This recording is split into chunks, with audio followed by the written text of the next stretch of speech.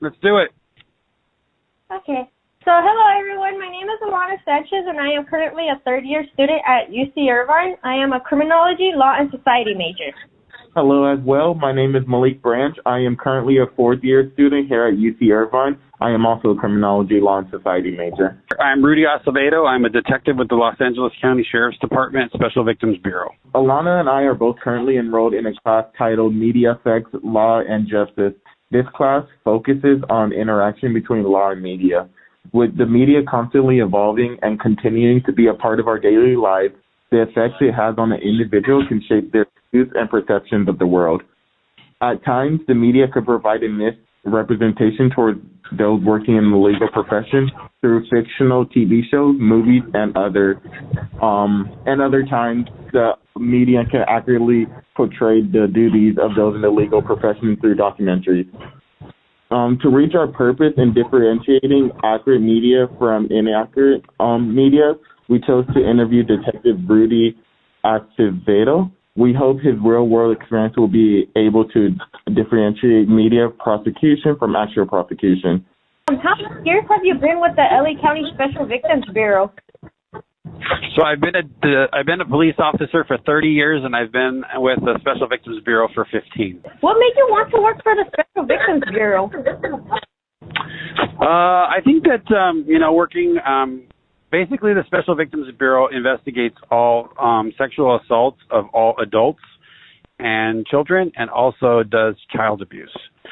So basically, I felt it was probably a good field for me to get into. It would be something that I was really looking forward to, working with people and being able to help them through like a traumatic time in their life. That's good. Respectful. Would you say it takes a lot of hard work to get the position of detective? Yeah, well, the way the Sheriff's Department is set up and the way that it works is there's two mandatory custody assignments for anywhere from 1 year to 4 years, depending on, how long it takes for you to get out and what police station that you were. What qualities do police make a great criminal investigator? Well, I think that you have to be a good listener. I think you have to be attuned into what people are saying, and you have to be able to be empathetic and responsive. To be fair and completely, impartial is one thing in an investigator that really isn't probably the most paramount thing. I mean, just because, you're investigating a crime doesn't mean that the person that's being accused of the crime is the person that actually did the crime.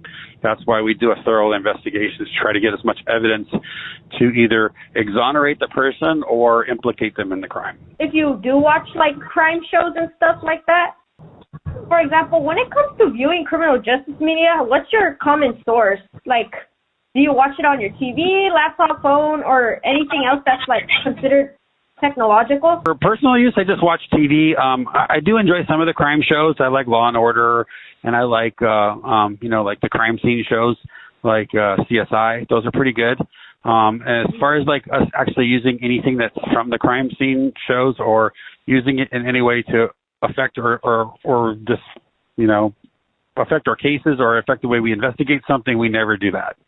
We would never use like a media show to help us with any kind of investigation. Right. You know how you listed the crime shows and stuff that you watch, like Law and Order? Is there any that you would highly recommend for those majoring in criminal justice that you think is like, oh yeah, like it's a pretty decent show? Well, I mean, if you really want to get realistic, I'm sure Cops is probably the best show to watch because it's what's really actually happening. As far as like Law and Order and Special Victims Bureau and, CSI, they're good shows. They do have some good content in them, and they do go over some of the things. But I think when people watch those shows, they believe that it empowers them to believe that they know the law or they know what to expect from law enforcement, and that might not necessarily be the case.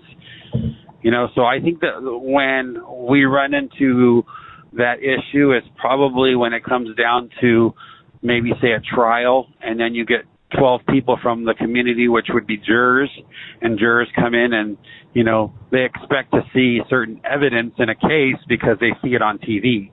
So they would expect that, if for an example, if it was a sex case, they would say, oh, I expect to have DNA, I expect you to have fingerprints, I expect you to have all of this evidence that they see on TV, and that might not necessarily be the case, because the case that we did may not be that type of a case, or there might be extenuating circumstances why we wouldn't have that evidence.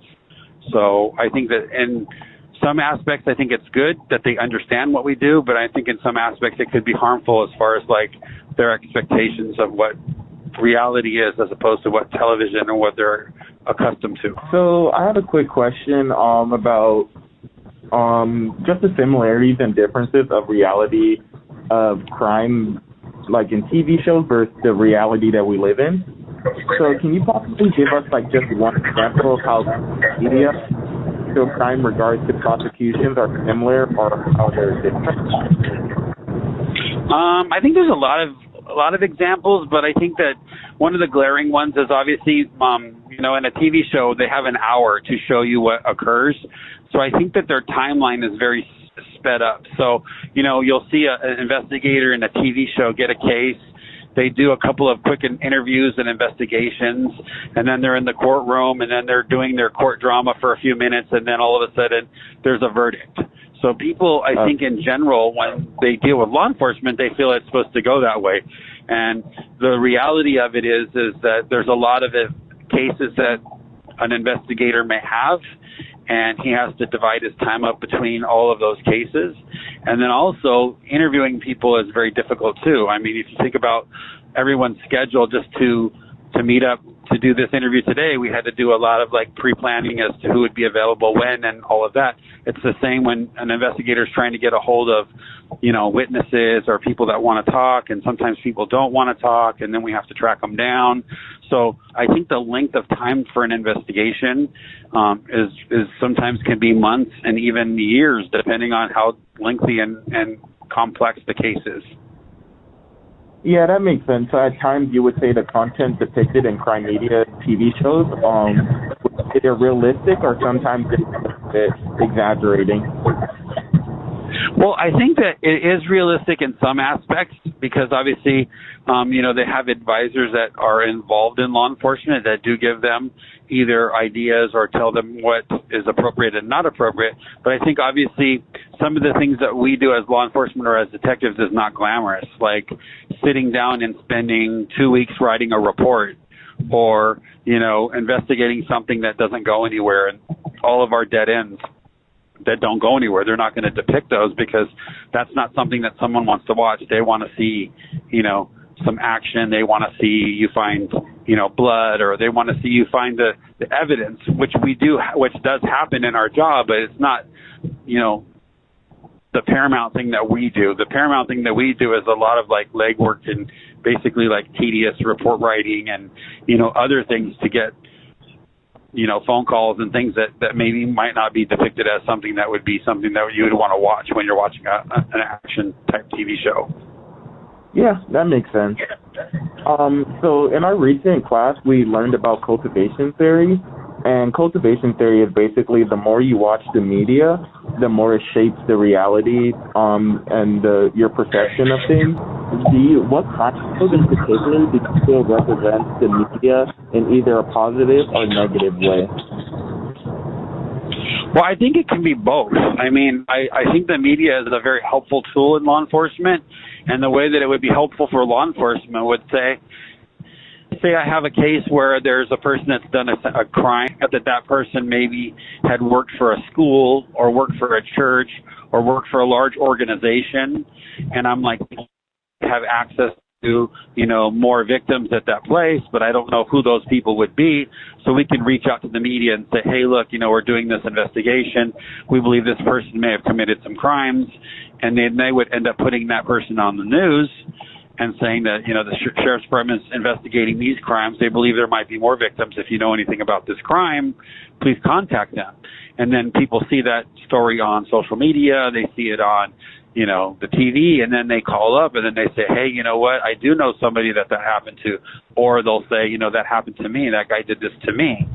So it is a way for us to find more victims when we would be, it would be difficult for us to do that. in the negative aspect or the negative way that it would affect us is sometimes the media may divulge certain, stuff that we're doing, like, and I'm all for transparency, and I think pretty much law enforcement in general is now much for transparency, but then there's a limit to that transparency. I mean, as an investigator, if we're trying to track down leads or we're trying to solve a crime and the media is broadcasting what we're doing or they're giving out information of where we're going to be. When watching shows such as like Criminal Minds, How to Get Away with Murder, and your other favorite shows, what advice would you give to those wanting shows that TV shows may not necessarily portray? Well, I mean, I agree with you. I think that those shows do give people the motivation to want to do that. And like I said, law enforcement every day is different. So I think they're really good because it kind of gives you a glimpse into what you're doing. And, 30 years ago when I came on the department, there wasn't even the TV show Cops wasn't even out. So I really didn't have a really good grasp of what police officers did. So I really didn't have an idea that I wanted to be a police officer. With the advent of all this technology that we have and the fact that we have TV shows like Cops and other shows that can actually show you what police officers have to do, I think it's pretty awesome that can help you to want to understand and want to do what. Alrighty, Detective Rudy, we are going to wrap up. Thank you again for joining us and helping us out. We honestly learned a lot today, right, Mallory? Yeah. We learned a lot. Great. Well, I'm glad I could help out. And if you guys are both ever interested in law enforcement, we always need honorable people to come into the law enforcement profession. So I think that would be a good idea to consider it if you guys are leaning in that direction. So what you're saying is I'll be seeing you in law school, and you guys will be working alongside me someday, right? Yes. Hopefully, yes. That's the goal. All right. I like it. Yes, that's the goal. Awesome. Alrighty. Well, best of luck to both of you. Thank you. Thank you. Have a nice day, Detective Rudy. See you. All right. See you. Bye.